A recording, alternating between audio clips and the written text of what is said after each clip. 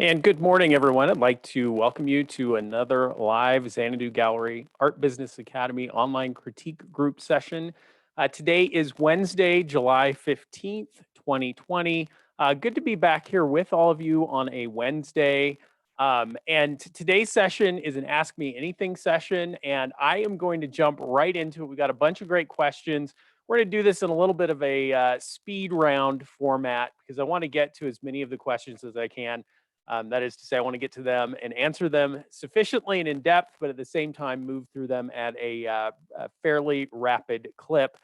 So we're going to jump right into our first question. Let me pull it up here. And this question is from Jane in California. And Jane asks, if you're approaching an art gallery for the first time, will they want to know how many buyers or followers you have and where you've sold before? Is it like a hairdresser moving to a new salon and they're expected to bring their clientele with them? Or do most galleries just look at your work and make a decision, I think she meant to say, if they think your work will sell? Another question, is there a difference between decorative art and fine art? And do high-end galleries stay away from what would be called decorative art? So Jane is going to go ahead and ask all the questions, and I'm going to give a few answers here. Number one, certainly there are some advantages for a gallery taking on an already established artist who has a following for their work and a clientele. But in my experience, and certainly in my case with my gallery, that's not the primary consideration. Just as Jane suggests, we're really looking for work that we feel is going to have an appeal and a draw for our clientele, both our existing clientele and future potential buyers. And typically we tend to think of it that way. Who can we bring to the gallery with this artwork? And so that then allows us and other galleries to take on a fairly diverse, wide range of different artists, from well-established artists to artists who are new in the marketplace, but who are doing something that's new and interesting, and that we can kind of help them establish their career. Now, of course, as with any of these kinds of answers where I'm talking about galleries, the actual range of answers is going to vary dramatically from gallery to gallery. Are there some galleries who are interested in bringing in well-established artists who are going to bring in clientele? Absolutely. And certainly you would see that, in markets that are dealing in, the very high end, multiple tens of thousands, hundreds of thousands of dollars sales. But I would say in the market that most of us are targeting, the mid-market, we're going to see that galleries are much more interested in the work itself and also in you as the artist, and their ability to build a relationship with you. Now, that second question, decorative art versus quote unquote fine art.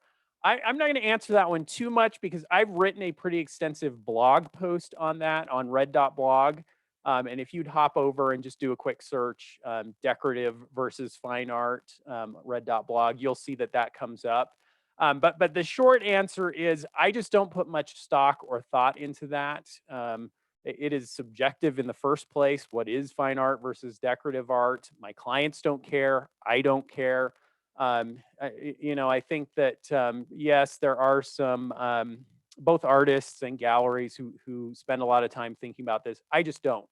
I look for art that is exciting and interesting. And, if I find it interesting, I feel that my clients will. And I also feel that there's a lot of room in the marketplace for a range of subject matter and styles and approaches. And so we want to cater to that. And you'll find galleries that span the gamut in terms of styles and subject matter. Next question from Debbie. And this is a little bit of a couple of questions. So I'm going to move through them pretty quickly. But Debbie says, I've sold several paintings that are the same size, same price, but I have a large inventory of paintings that same size that I haven't been able to sell. And I'm wondering if it's better to sell them at a lower price and probably offend or anger the people who paid full price, or just store them in the basement and forget about them. And I would say that to that question, both of those answers are the wrong answer.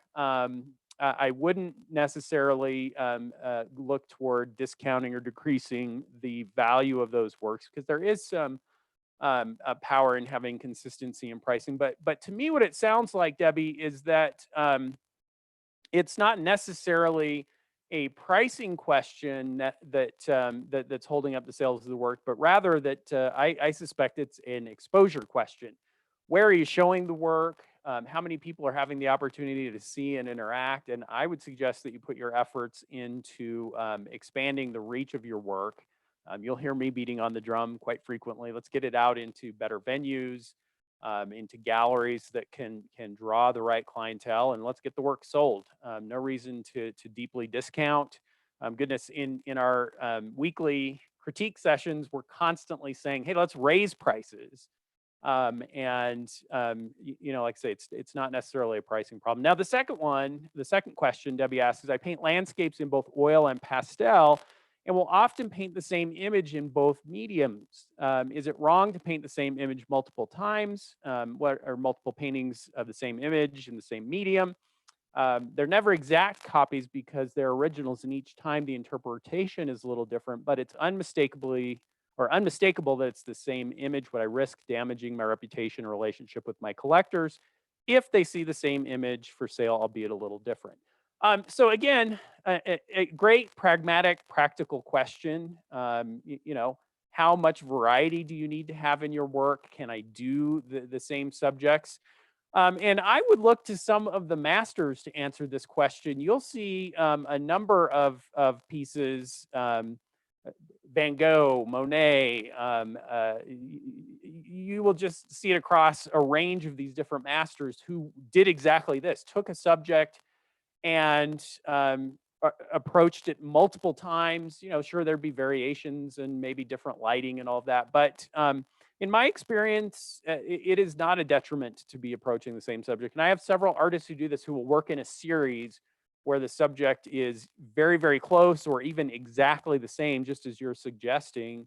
And I've not seen that to be a challenge at all. In fact, I have a collector who has bought multiple pieces of the same subject by one of my artists. And it's created a very striking, dramatic display in his home of these pieces. And so, no, I don't see that as a particular issue. Ruth Ann Siegel from Palo Alto, California asks me to pull out my crystal ball and says, where do you see retail gallery model once the pandemic is under control? What changes and modifications do you see in the industry currently? What are you doing during the continued peak of the pandemic, and what are your plans for Xanadu and Pinetop? So this is the $1 million question that certainly gallery owners and artists and all of us are thinking about. What does the current situation mean for the the ongoing health of the art market and gallery industry? Certainly, it is requiring some real modifications in terms of how we sell work, how we promote market, and certainly it's presenting some challenges for us. Obviously, being we were closed for 6 weeks at the height of this, and that had a dramatic effect on acquiring new customers and our interactions in the gallery space, and put quite a dent in our sales for the second quarter of 2020. But at the same time, we certainly didn't sit still, and I know that I follow a lot of other galleries, what they're doing, and what I saw was a surge in creativity and alternate methods of marketing and promoting artwork. Our sales online have increased dramatically this year, as would make sense. But that is because we have also dramatically increased our efforts to market online through our email newsletter, social media. And those efforts, I think, are going to have a lasting effect on our approach to selling and marketing artwork, and in a positive way. A lot of what we've done will carry through after this is all over. I would say a couple of other things. One is that there are going to be some galleries who struggle to adapt and make it through this. If they didn't have a system in place for doing online promotion and an e-commerce website, et cetera, it was it's difficult to spin one up quickly. So there's going to be some struggling there and probably some turnover. But overall, I am fairly bullish about the long-term prospects of the art market. Um, we're continuing to see our collectors seeking and acquiring great works of art. They love having art in their lives. They're going to continue to collect. And likewise, I think it is easy in a situation like this to kind of get tunnel vision and get caught up in the news and what's going on in the world and think the sky is falling. And I tend to think that we're going to get through this. We've gotten through struggles and challenges, maybe not quite like this one in the past, but we've gotten through them. We'll come out the other side and be stronger. And I think that the fundamentals of the business remain the same. We were already facing some headwinds in terms of, retail landscape changing and online sales and all those kinds of things. But what I'm excited about is that as long as we can continue to bring great value to art collectors and provide experiences for them that they just can't get any other way, the prospects for the gallery and for artists who are working directly with collectors and hopefully shows as those can begin again, we continue to have opportunities to build our businesses. So, it'll be interesting to see a year from now where we stand and how things are different. I can tell you that it has been a real challenge for me adapting to. We're wearing face masks in the gallery, and our clients are wearing face masks. That changes the dynamic of interpersonal relating.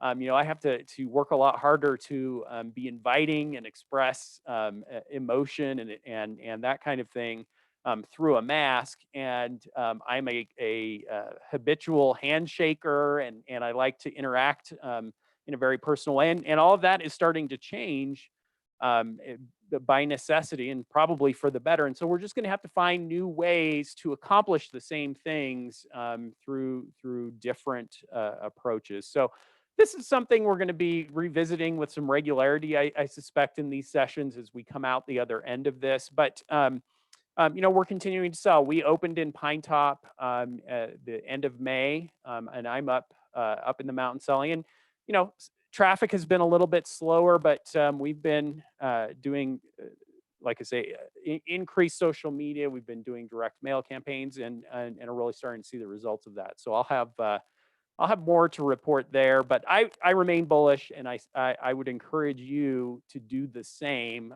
It's those of us who keep pushing and keep striving that are going to have the opportunities and see the sales continue.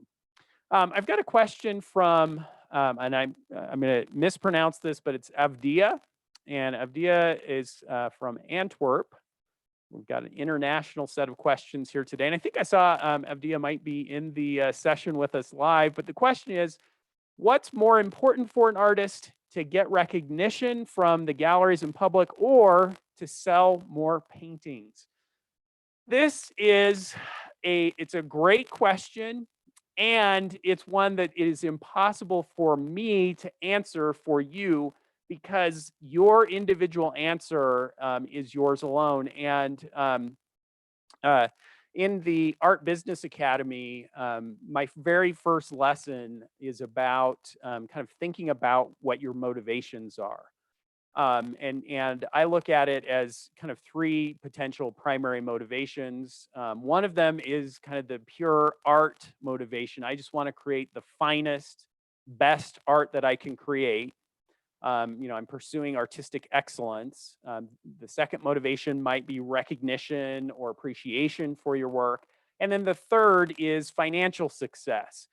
And you kind of look at those as a bit of a Venn diagram, and you can see that you could have multiple motivations driving you to create your work in varying degrees. Maybe I'm more interested in artistic excellence or recognition than I am in selling. Or maybe I'm all about the business and I want to create artwork that generates a lot of sales. But understanding what your personal motivation is, I would argue, critical to your satisfaction and long-term success as an artist. And when I say success, I mean success in any of those three areas that you're contemplating. You might find that you're just not as interested in pursuing sales, but you love to have people admire and recognize your work. You'd love to have it in museum shows and that kind of thing.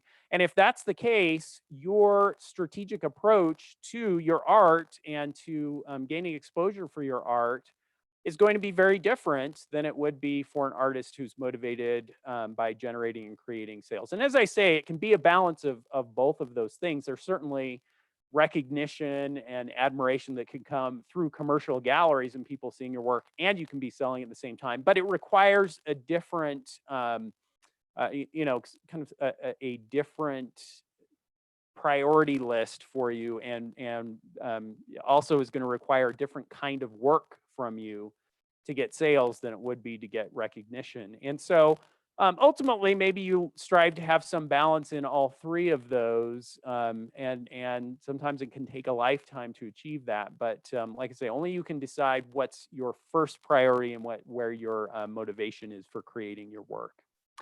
Tanis from Colorado asks, let me get over here.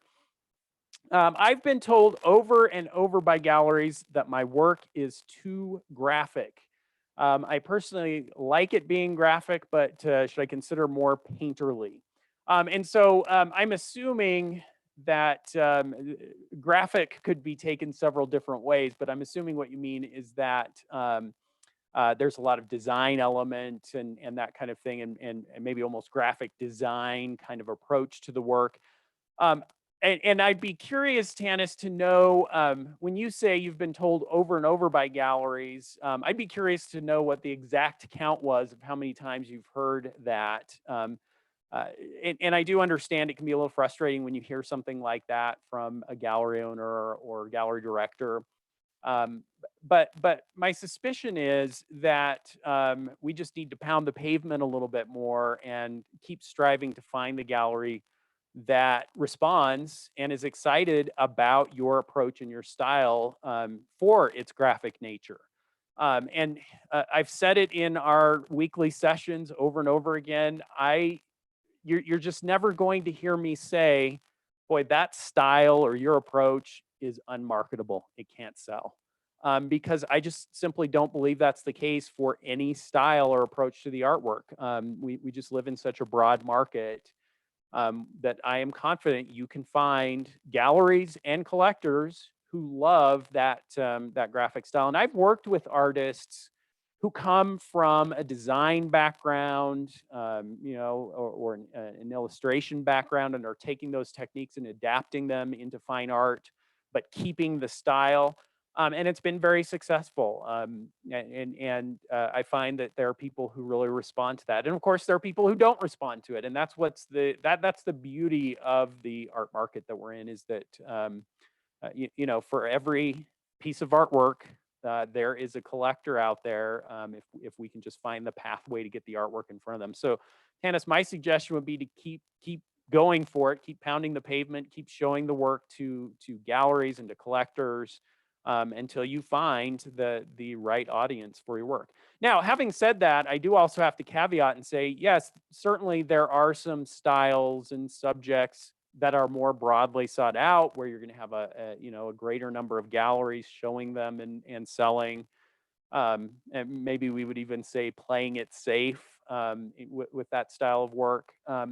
And so you may have to work a little harder to find those galleries, but again, it's worth the effort to make those overtures and reach out to galleries and present your portfolio. I will say it, and again, this is an Art Business Academy principle, but you should be thinking of approaching 100 galleries as kind of a minimum starting point. And so if you've only approached a few galleries and gotten a few responses, I would just say it's more work and more pounding the pavement to get it done. Katarina from Little Rock, Arkansas, let me get her question up here, asks, I found success in oils and acrylics, but I also love doing pen and ink works. As a new artist, I hear collectors only want one medium of work. What are some tips for an artist to sell multiple mediums? Can I sell both mediums at the same gallery, or should I keep them at separate galleries? My plan is to have a range of sizes and therefore a range of prices. And again, this is something we've also talked about in our weekly sessions in terms of thinking about the consistency of your work. And what I would say, Katrina, is it's natural early in your development in your career as an artist to be experimenting and trying a broad range of different works, different subjects, different styles, different media. And ultimately, you are trying to gain some consistency. But I've also shown you that I work with artists who do work across different media, but because their style and subject matter is so consistent, they are able to tie it together and present their work to galleries and collectors cohesively, in their portfolio and then displaying in the gallery. Even though it's a variety of media, there's some other element in the work that is really tying it together. And so if you can achieve that in your work, that you are obsessive about subject and style, but like to have a little variety in terms of media, yeah, you can do it. But having said that, you really want to try and be objective with yourself and get some outside feedback about how successfully you're achieving that consistency. And it's hard to know. It's hard to be objective with yourself. And so joining our sessions here, you should submit your work to be potentially reviewed in the online critique group, because we can certainly give you feedback, but also talk to other artists, talk to interior designers, or if you have the opportunity to talk to gallerists, get feedback on what they feel about the consistency of your work. And then the pieces that are described as most consistent, work toward building that out and increasing that cohesive nature of your work. It's a challenge, and it's one of the things that you'll notice in all the online critique group sessions. It's the very first thing that we're talking about with the work, because it is so important to have that body of work that is recognizable and consistent as your work. Question from Nick in Santa Clarita, California. Get this over there. Nick says, you probably get this a lot, but I was wondering if you might give me your thoughts in regards to my artwork. I had a surge of sales in the beginning, but as of late, they've really dropped off. Yes, Nick, I do get that a lot. And of course, with the limited time that I have available and the many, many projects I'm involved in, it is difficult for me to give individual feedback. That's kind of why we developed the online critique group, because it gives me an opportunity to do that in a formal way. I also do it through the Art Business Academy and the workshops that I do. But just in response to your question, you mentioned that you had a surge of sales in the beginning, but it's dropped off as of late. There can be so many different factors involved in that. And I know that it's natural that our tendency is to think, our tendency is to put it on ourselves and on the work. Oh, my work must have, something bad must have happened in my process. The work isn't as good as it was at first, or something just isn't right there. I think that is our own, self-criticism, lack of self-confidence. All of those things come into play. And there you are in the studio all day long, every day, hearing those little voices come at you. And it's hard not to have that happen. But again, I'm going to kind of repeat this refrain that my suspicion is that in most cases, when there is a challenge with sales, it's probably not the work. Rarely is there just something so detrimental in the work that that needs to be corrected before the sales can happen. I mean, obviously, we're constantly striving to improve the work and improve the technique, but almost always it's an issue of exposure, being exposed in the right places with the work. And what it sounds to me like maybe the case is that you get some new energy if you've shown the work and I don't know, from Nick's question, if you've been showing in galleries or if you were doing art festivals or showing out of your studio. But it just may be that you've exhausted the clientele and whatever that original marketplace was.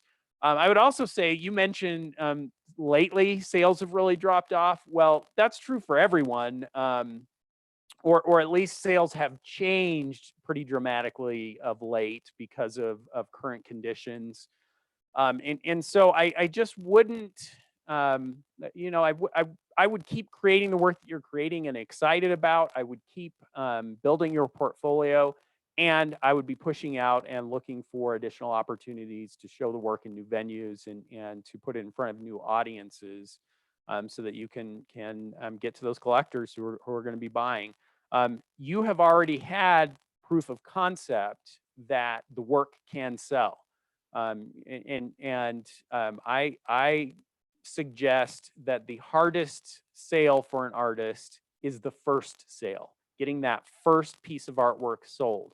But once you have done that, you have now proven that that it's possible to sell your work, that there are collectors out there who are going to be interested and who are going to buy. And so we just need to get to more of those collectors. And so again, that's where my suggestion to you would be, Nick. Marlene from Sunshine Coast, Queensland, Australia, which sounds like a great place to be. Just the name of the place makes me want to be there. Marlene says, "Can I feature well-known, internationally published books and products on the market for my new realist series of still life oil paintings without getting permission by all respective companies that appear referenced in my work?" Oh boy, that's a question, and I'm going to assume, and I hope I'm on the right track in understanding the question, that you're doing realist paintings, still lifes, where maybe you've got a physical book depicted in the painting, so it's showing the cover design and artwork, or maybe you're bringing in some products, and this is a question better put to an intellectual property attorney. Certainly, there are some concepts at play there. I would think that fair use would come into play, where it's not that you're trying to pass off someone else's design as yours, but rather that you're incorporating it and using it in your artwork. But again, I would always just want to be a little bit careful and have a conversation with with your intellectual property attorney. Just make sure that you're covering your bases. You wouldn't want to create a whole body of work only to find that you've run afoul of some principle of international copyright and are going to have issues as you sell that work. Now, having said that, I've spent a lot of time in museums and galleries, and I've seen many artists who are, I can think of some artists who are creating collage and still life, or excuse me, not collage, but sculpture and found object kind of pieces of artwork where they're incorporating books and other objects into it. Look around the marketplace, see what they're doing. But again, it's just so worth spending that little bit of money that you're going to spend to talk to your attorney and have them point you in the right direction and make sure that that you're doing it in a way that isn't going to run afoul of copyright issues in the future. Stephen from Newport, Oregon asks, let's get Stephen up here. I'd like to do more things like limited edition prints, serigraphs and lithos, posters and cards, etc. How does one go about finding a publisher? This is not my particular area of expertise, although I will tell you that many of the artists I work with similarly have taken their artwork into the print market or reproduction market or the licensing market successfully, and that it's been a great additional stream of income for them. In essence, what it's allowing you to do is take the investment that you've made in perfecting your skills in your education, and allowing you to multiply your exposure of that work, and also to reach an audience that you might not otherwise reach. You can sell a poster to someone who just may not be quite ready to make a purchase of an original piece of fine art. I'm going to recommend, I'll throw it up here, my good friend and colleague Barney Davy, who lives in Scottsdale, has written what I consider to be the definitive book on this subject. You can find it on Amazon. And if you're interested in pursuing, particularly the print market, this would be a great resource for you. It's a market that's been changing over the last decade or so, maybe even a little longer than that, with print on demand coming online and some online services that do this. But I would point you to Barney as a resource in his blog if you're considering getting into that market. And like I say, it can be well worth doing. Now, the one other thing I would say is that in most cases, I recommend that you kind of work on building the sales of your original work first. And once you've got that in gear and those sales going consistently, then look at the art print market, because they are two very distinctly different business models and take different approaches, and each requires dedication. And in my experience, if you can build a following for your originals and then start reproducing them, you get some network effect from that, and you're kind of better established with your work. And also, as you're more established with your originals and the value of your originals increases, then you start to see the delta between the original prices and the reproductions kind of making more sense. When you're early in your career and your price points are not quite as established, it's not as big a difference, and you don't necessarily see the big boost in sales. Fred from California asks, when framing watercolors, should glass always be used to protect the painting? Fred, this is, I'm certainly seeing watercolorists and pastelists who are taking, and I would say also charcoal and graphite. There have been some advancements in preservation technology and techniques in terms of spray coatings and different approaches that would allow these media that used to require glass to not necessarily need to be behind glass. I've worked with several artists who, and in fact, a watercolorist who was mounting on panel and spraying a finish over the top to protect it. But ultimately, the question has to be, it's twofold. One, how can I display my work in a way that is most aesthetically pleasing to me? And if you feel like glass is getting in the way of that, then it's worth doing some research and investigation to find an alternate to that. But then second, how can I display my artwork in a way that is going to preserve its archival nature, and where I'm going to have this piece last as long as I want it to? And I want to make sure that I'm getting both of those, that I'm not risking the longevity of the artwork for the aesthetics, and that you find some balance there. But I will say that I'm seeing artists successfully achieve that without glass. So, I'm not a technical expert when it comes to that, so I can't give you direct advice there, but I would just suggest that with some research, you might find alternates that work for you. Reginald asks, do you have a set price range in your gallery? For example, $100 and up. This is an interesting question, and it's a question every gallery owner has to ask themselves, certainly. And I would say that my answer to this question has changed pretty dramatically over the last 5 or 6 years, where we've expanded our price range. I would say that, say 7 years ago, if I had looked at my primary price range, I was really showing, displaying, and selling primarily in about the $500, let's say $500 to $750 on up range. Most of my sales happening between 500 and about 5,000, which already feels like a pretty wide range. But a few years ago, we brought on some artists who helped us move that price range, helped us broaden that price range a bit, including some artwork that is in the $150 to $200 price range. And the challenge for a gallery is that they think, well, and I can tell you, I thought this, if I'm offering those lower price points, am I precluding the purchase of my higher priced artwork? Are buyers going to be distracted by these lower price points? And is it going to be detrimental to my long-term sales of the higher price points? And that honestly, for a number of years, kind of kept me from exploring the lower ranges. You also kind of think, well, we're not really a high volume business. I'm not in a mall where I'm having thousands and thousands of visitors every week. So how much could I really increase sales if I lower price points? But what we found was that by offering some lower price points, we did fairly dramatically increase the total number of sales that we were making. It did not have a negative impact on the sales of our higher price points.